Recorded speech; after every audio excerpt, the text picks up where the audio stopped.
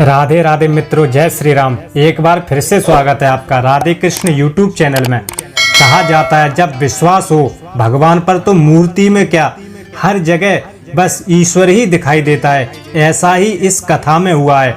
एक साधु महाराज श्री रामायण कथा सुना रहे थे। लोग आते और आनंद विभोर हो जाते थे। साधु महाराज का नियम था, रोज कथा शुरू होने से पहले आइए हनुमंत जी विराजिए, ये कहकर हनुमान जी का आह्वान करते थे। फिर 1 घंटा प्रवचन करते थे। एक वकील साहब हर रोज कथा सुनने आते थे। वकील साहब के भक्ति भाव पर एक दिन तर्कशीलता हावी हो गई। उन्हें लगा कि महाराज जी रोज आइए हनुमंत जी विराजिए कहते हैं, तो क्या हनुमान जी सचमुच आते होंगे।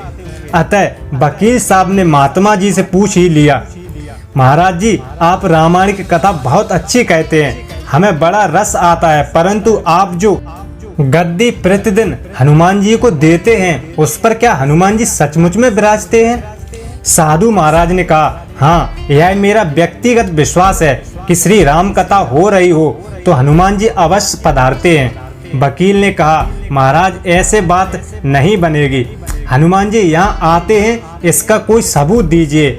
आपको साबित करके दिखाना चाहिए कि हनुमान जी आपकी कथा सुनने आते हैं। महाराज जी ने बहुत समझाया कि भैया आस्था को किसी सबूत की कसौटी पर नहीं कसना चाहिए।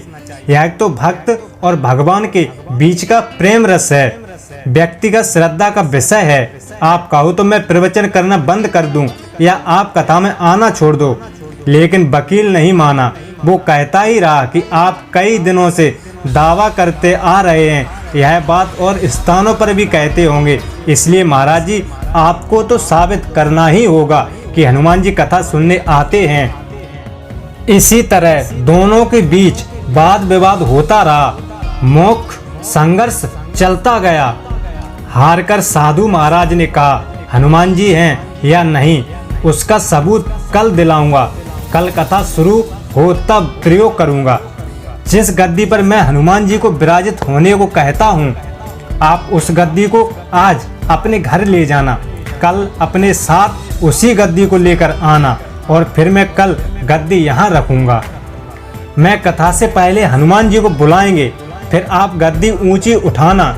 यदि आपने गद्दी ऊंची कर दी तो समझना कि हनुमान जी नहीं हैं। वकील साहब इस काम के लिए तैयार हो गए। महाराज जी ने कहा, हम दोनों में से जो पराजित होगा वह क्या करेगा इसका निर्णय भी कर लें, यह तो सत्य की परिभाषा है। वकील ने कहा, मैं गद्दी ऊंची न कर सका तो वकालत छोड़कर आपसे दीक्षा ले लूंगा। आप पराजित हो गए तो क्या करोगे। साधु महाराज ने कहा, मैं कथा छोड़कर आपके ऑफिस का चपरासी बन जाऊंगा। उसके अगले दिन कथा पंडाल में भारी भीड़ हुई। जो लोग रोजाना कथा सुनने नहीं आते थे वे भी भक्ति प्रेम और विश्वास की परीक्षा देखने आए हैं। काफी भीड़ हो गई, पंडाल भर गया। श्रद्धा और विश्वास का प्रश्न जो था, साधु महाराज और वकील साहब कथा पंडाल में पधारे। गद्दी रखी गई। महात्मा जी ने सजल नेत्रों से मंगलाचरण किया और फिर बोले, आइए हनुमंत जी विराजिए। ऐसा बोलते ही साधु महाराज के नेत्र सजल हो उठे। मन ही मन साधु बोले, प्रभु आज मेरा प्रश्न नहीं बल्कि रघुकुल रीत की परंपरा का सवाल है। मैं तो एक साधारण जन हूँ, मेरी भक्ति और आस्था की लाज रखना। फिर वकील साहब को निमंत्रण दिया गया, आइए गद्दी ऊंची कीजिए। लोगों की आंखें जम गईं। वकील साहब खड़े हुए। उन्होंने गद्दी उठाने के लिए हाथ बढ़ाया पर गद्दी को स्पर्श भी न कर सके। जो भी कारण रहा, उन्होंने 3 बार हाथ बढ़ाया किंतु तीनों बार असफल हो रहे थे। श्री महात्मा जी देख रहे थे कि गद्दी को पकड़ना तो दूर, वकील साहब गद्दी को छू भी न सके। तीनों बार वकील साहब पसीने तरबतर हो गए। वकील साहब साधु महाराज के चरणों में गिर पड़े और बोले, महाराज जी गद्दी उठाना तो बहुत दूर, मुझे नहीं मालूम कि क्यों मेरा हाथ भी गद्दी तक नहीं पहुंच पा रहा। अंत में अपनी हार स्वीकार करता हूँ। महाराज जी कहते हैं कि श्रद्धा और भक्ति के साथ की गई आराधना में बहुत शक्ति होती है। मानो तो देव नहीं तो पत्थर।